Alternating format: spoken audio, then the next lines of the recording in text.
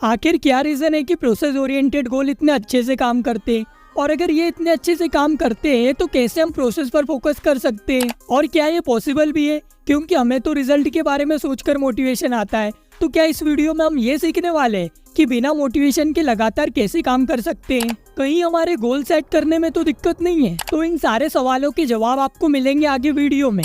सन 1985 भारत और पाकिस्तान को अलग हुए 38 साल हो चुके थे। सरहद किनारे कुछ मासूमों का गांव था शिकार। उन्हीं मासूमों में एक परिवार था जिसमें एक विधवा माँ और 2 बेटे रहते थे।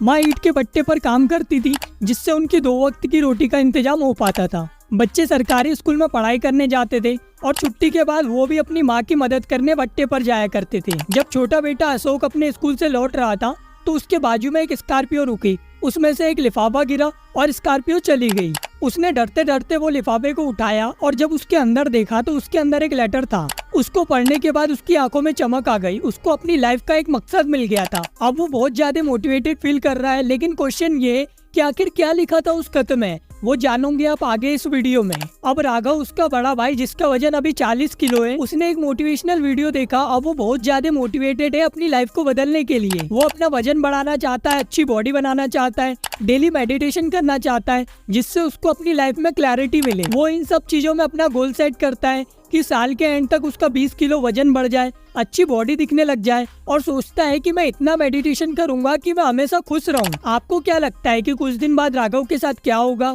पहले दिन तो उसके पास बहुत ज्यादा मोटिवेशन रहेगा कि उसको अपने गोल के बारे में सोचना ही ना पड़े। वो सुबह उठते ही अच्छी डाइट लेगा, एक्सरसाइज करेगा और अपने काम में कल से दुगनी मेहनत करेगा। अगले दिन हो सकता है वो थोड़ी देरी से उठे, लेकिन अभी भी उसके अंदर मोटिवेशन भरा पड़ा है। लेकिन वो कुछ दिन बाद थोड़ा आलसी हो जाता है, 1-2 दिन के गैप में काम करता है। अब उसे लगने लगता है कि उसका गोल अब बहुत दूर है और वो काम करना बंद कर देता है। फिर उसे महीनों बाद याद आता है कि अरे हाँ, मेरे तो कुछ गोल्स थे। फिर उसके ऊपर काम करना शुरू करता है और यही साइकिल उसके साथ चलते रहता है। राघव बहुत ज्यादा मोटिवेटेड है, लेकिन फिर भी वो अपने गोल को अचीव नहीं कर पाता। अब आते हैं अशोक पर, जो कि राघव का छोटा भाई है और उसका वजन 30 किलो है। वो भी वही 3 गोल अचीव करना चाहता है। अपना वजन बढ़ाना चाहता है, अच्छी बॉडी बनाना चाहता है और डेली मेडिटेशन करना चाहता है। अशोक में डिफरेंस ये है कि वो मोटिवेशन और कॉम्प्लिकेटेड गोल सेटिंग का यूज करने की बजाय वो एक प्रोसेस बनाता है सभी गोल के लिए, एक्सरसाइज के लिए, डाइट के लिए और मेडिटेशन के लिए। शुरुआत में तो अशोक भी बहुत ज्यादा मोटिवेटेड है,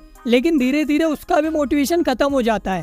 लेकिन इन सब के बावजूद हमें ये जरूर पता है कि अशोक रोज अपनी प्रोसेस पर फोकस करता है, चाहे वो मोटिवेटेड हो या ना हो। आपको क्या लगता है कि इन दोनों में से किसके ज्यादा चांसेस है अपने गोल को अचीव करने के लिए, राघव या अशोक? मुझे पता है कि हम सभी कभी ना कभी राघव की जगह रह चुके हैं। हमें लगता है कि बड़े गोल से ही हमें सक्सेस मिलेगी। तो अब इस वीडियो को ध्यान से देखिएगा, क्योंकि मैं बताने वाला हूँ कि कैसे आप अशोक की तरह प्रोसेस ओरिएंटेड बन सकते हैं। और आखिर क्यों हमें पता होने के बावजूद कि हम 6 महीने ढंग से काम कर ले तो हमें सक्सेस पक्का मिल जाएगी, तो भी हम प्रोसेस पर फोकस नहीं कर पाते और रिजल्ट ना मिलने पर निराश होकर बैठ जाते हैं। अक्सर हम लोग गलती तब करते हैं जब हम गोल सेट करते हैं। हम उन सारी चीजों को इमेजिन करने लग जाते हैं कि हमारे साथ क्या होगा जब हम उन गोल को अचीव कर लेंगे। हमें अपने गोल के प्राइस के बारे में सोचकर बहुत अच्छा लगता है और हम बहुत ज्यादा मोटिवेटेड फील करने लगते हैं। एक्शन लेने के पहले कुछ दिन तो बहुत ज्यादा एक्साइटमेंट रहता है। हमें लगता है कि इस बार तो मैं फोड़ के रख दूंगा, इस बार बस मैं जीतने ही वाला हूँ। फिर धीरे धीरे वो दिन भी आते हैं जब हमारा काम करने का मन नहीं करता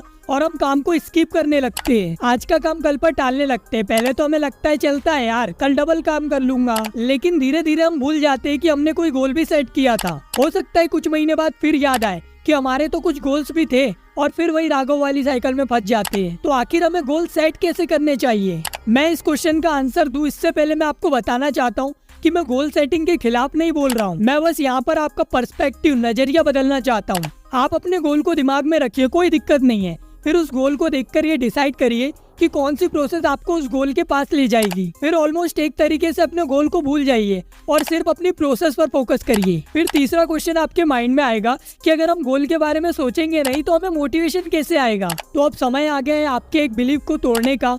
और उस स्कॉर्पियो वाले लेटर में क्या लिखा था जिसने अशोक को प्रोसेस ओरिएंटेड बनाया? उसमें सिर्फ एक फ्लो चार्ट था, लेकिन मैं यहाँ आपको डिटेल में एक्सप्लेन करूंगा। आप लोगों को ना रिजल्ट, अचीवमेंट और प्राइस तीनों में डिफरेंस नहीं पता है।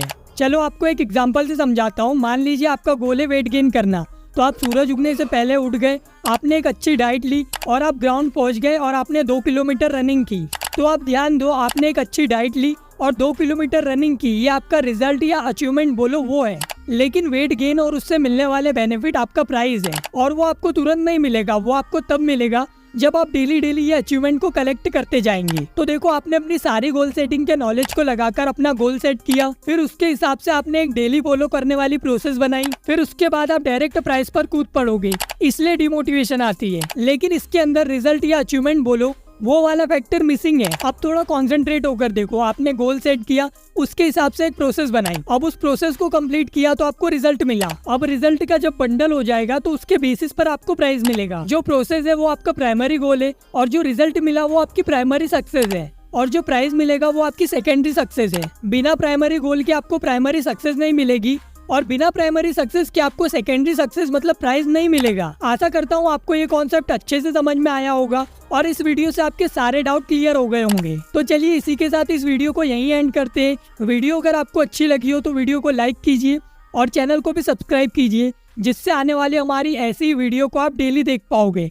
धन्यवाद, मिलते हैं अगली वीडियो में।